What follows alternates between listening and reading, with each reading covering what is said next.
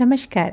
GGIC Banbhoolpura के YouTube channel में मैं नीतू रावत आप सभी का हार्दिक स्वागत और अभिनंदन करती हूँ। प्रतिभा दिवस विद्यालय शिक्षा के नियमानुसार प्रत्येक माह के अंतिम शनिवार को प्रतिभा दिवस आयोजित किया जाता है और सभी विद्यार्थियों को अवसर दिया जाता है कि अपने अंदर छिपी हुई प्रतिभा को सभी के समक्ष उजागर कर सकें। उन सभी को उनकी प्रतिभा को प्रदर्शित करने का यह अवसर प्रदान किया जाता है।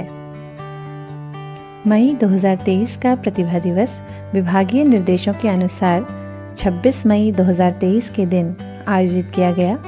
इस अवसर पर अभिभावकों को भी विद्यालय में आने का निमंत्रण दिया गया।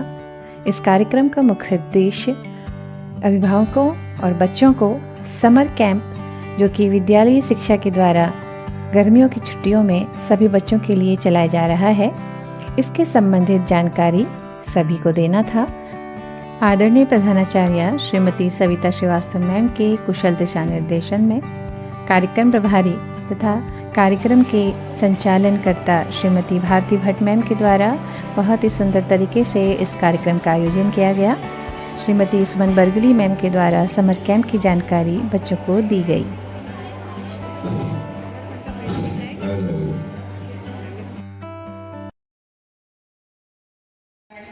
उस कार्यक्रम का मुख्य उद्देश्य है कि प्रत्येक महीने के अंतिम शनिवार को जो हम प्रतिभा दिवस कार्यक्रम मनाते हैं, इस प्रतिभा दिवस कार्यक्रम में माताओं को आमंत्रित किया जाए, अभिभावकों को आमंत्रित किया जाए, ताकि हम इस गर्मी की छुट्टी में बच्चों को जो होमवर्क दे रहे हैं उस होमवर्क में आपका भी सहयोग रहे। क्योंकि अक्सर ये पाया जा रहा है कि हम तो यहाँ होमवर्क देते हैं लेकिन जुलाई में बच्चे उसको कंप्लीट करके नहीं लाते। अभी आपको ये कार्यक्रम बताए जाएंगे कौन कौन से कार्यक्रम हैं।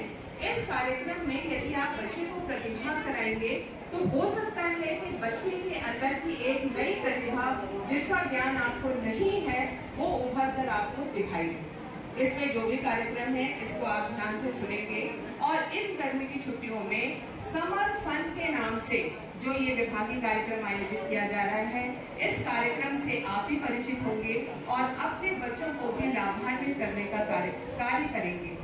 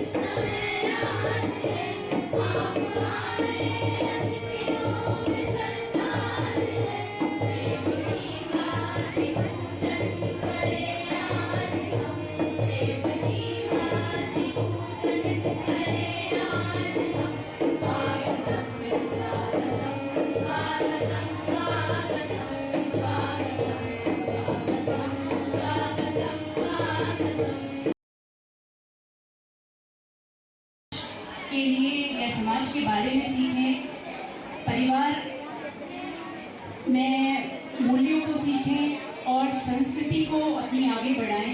इसके लिए जो ये प्रोग्राम बनाया गया है, इसमें शैक्षणिक, कला, शिल्प, संगीत, परिवार संस्कृति और प्रकृति संरक्षण ये गतिविधियां रखी गई हैं। तो सबसे पहले मैं आपको बताना चाहूँगी कि शैक्षणिक गतिविधियों में आप किस तरीके से मज़े मज़े में चीज़ों को सीख सकते हैं। पहली चीज़ इसमें है आपके लिए कहानी पढ़ें और सुनाएं।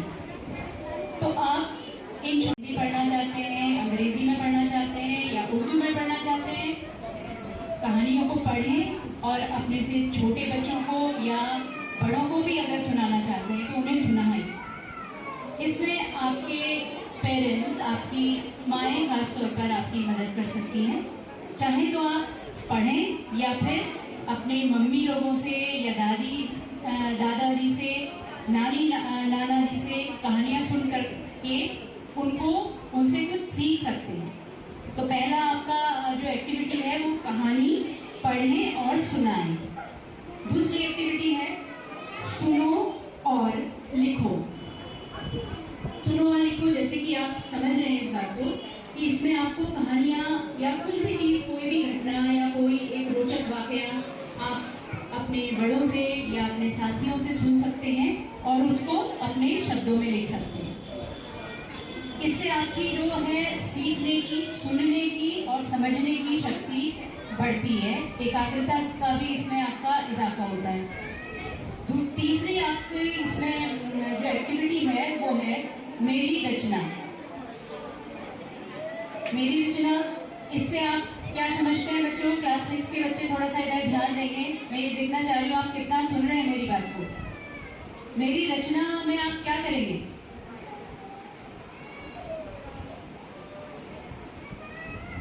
रचना मतलब क्या आप कुछ नया कर सकते हैं? किताबें आप पढ़ते हैं, कहानियाँ आप पढ़ते हैं, कविताएं आप पढ़ते हैं, तो वो दूसरों की लिखी हुई होती है ना?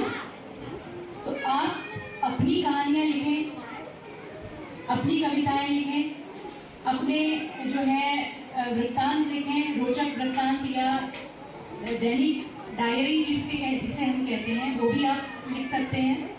तो अपनी चीज़ करना वो अपनी रचना मानी जाती है। तो इसमें आपकी क्रिएटिविटी, आपकी कल्पनाशीलता ये दिखाई देती है। एक भारत श्रेष्ठ भारत नाम का एक कार्यक्रम साल भर से चल रहा है, जिसमें हमारे बच्चे कर्नाटक राज्य की संस्कृति थे। बच्चे कर्नाटक के गाने भी गाते स्कूल में, शायद मैंने आपको बताया होगा, और बहुत मजे से गाते हैं और बहुत इंटरेस्ट लेते हैं उसमें। और कर्नाटक के हमारे असेंबली में डांस भी होते हैं, क्विज होते हैं।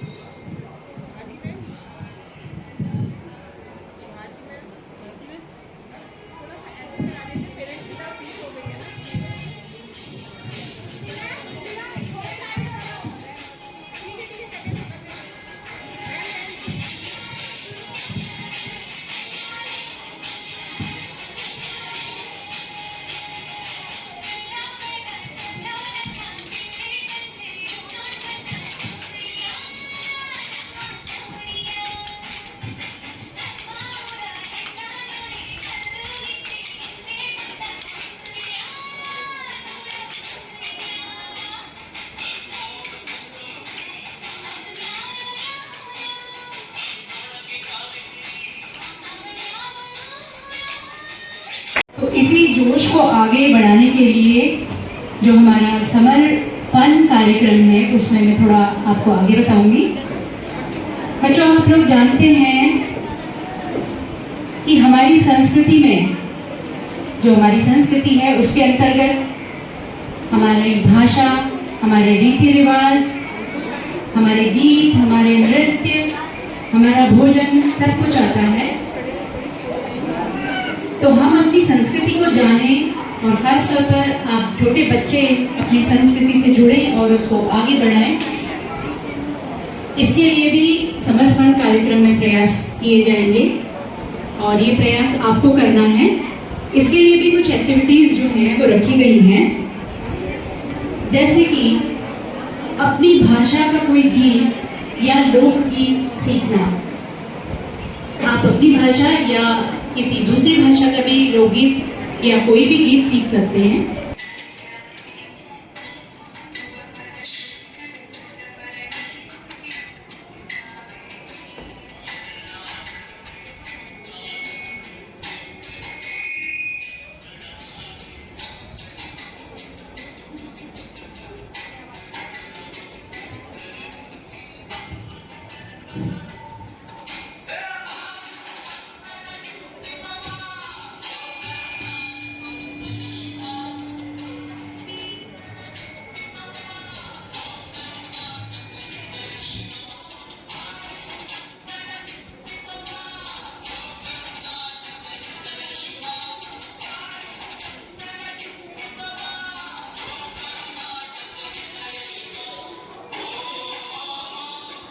और व्यायाम।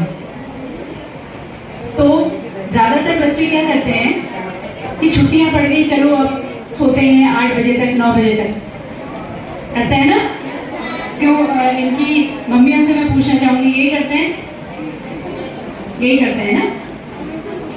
तो इससे तो आपका तन स्वस्थ रहने वाला नहीं है। क्या करना पड़ेगा?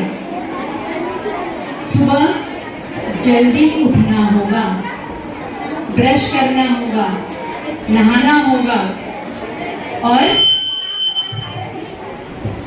व्यायाम करना होगा। तो यार ये सारी चीजें कितने बच्चे करने वाले हैं? ठीक है, बहुत अच्छी बात है। सारे बच्चों के हाथ खड़े हुए हैं और गवाह हम और आपकी मम्मियां हैं। तो ये सारे बच्चे अपने तन को स्वस्थ रखने के लिए, अपने मन को स्वस्थ रखने के लिए सुबह जल्दी उठ करके अपनी दैनिक गतिविधियां पूर्ण करेंगे और व्यायाम करेंगे। व्यायाम के लिए आप चाहे कोई भी तरीका अपना सकते हैं, चाहे योगासन करें या कोई और एक्सरसाइज। उसके बाद बात आती है पर्यावरण की सुरक्षा आप कैसे करेंगे। तन और मन की सुरक्षा आपने कर ली, अब पर्यावरण की सुरक्षा कैसे करेंगे या पर्यावरण के लिए आप लोग क्या करेंगे बताइए मुझे। कोल्ड ड्रिंक्स की तरफ ध्यान मत दीजिए, जो मैं पूछ रही हूँ उसको बताइए मुझे कि पर्यावरण की सुरक्षा के लिए आप लोग क्या करेंगे। एक एक करके बोलिए, आप लोग थोड़ा सा आंसर करना सीखें। पेड़ पौधे लगाएंगे,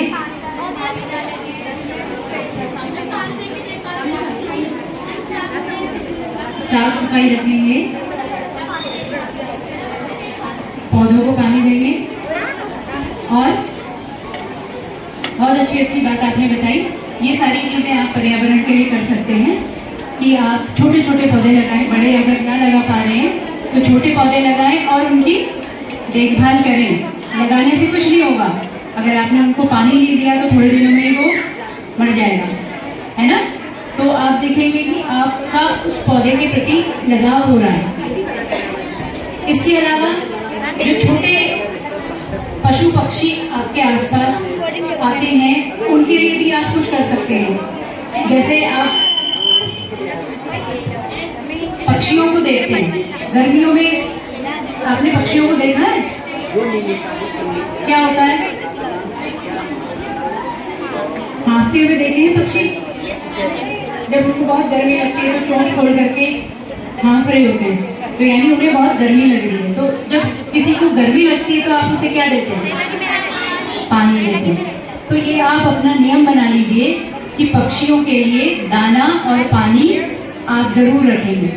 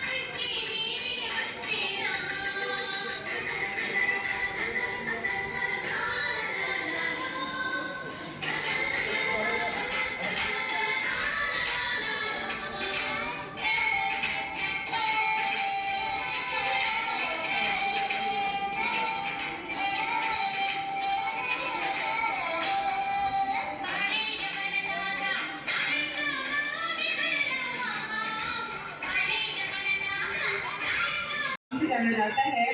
इस कार्यक्रम में हमारा सहयोगी राज्य कर्नाटक है। आपने देखा कि बच्चों ने जो प्रस्तुति दी है वो कन्नड़ भाषा में दी है। तो आप समझ सकते हैं जिस भाषा का हमें ज्ञान नहीं है उस भाषा में अपनी अभिव्यक्ति देना बहुत मुश्किल होता है, लेकिन बच्चों ने उसको समझ करके फिर भी आपके सामने कार्यक्रम को प्रस्तुत किया।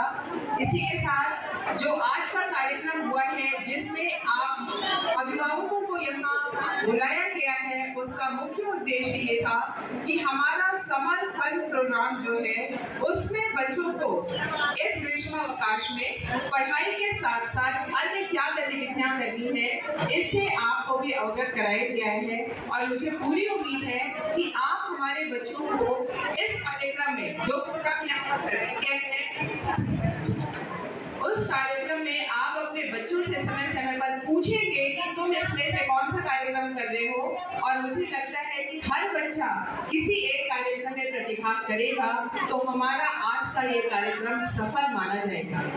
इस सभागार में उपस्थित सभी अभिभावकों का मैं हार्दिक स्वागत और हार्दिक धन्यवाद देती हूँ कि आपने अपना अमूल्य समय निकालकर हमारे इस कार्यक्रम को सफल बनाया है।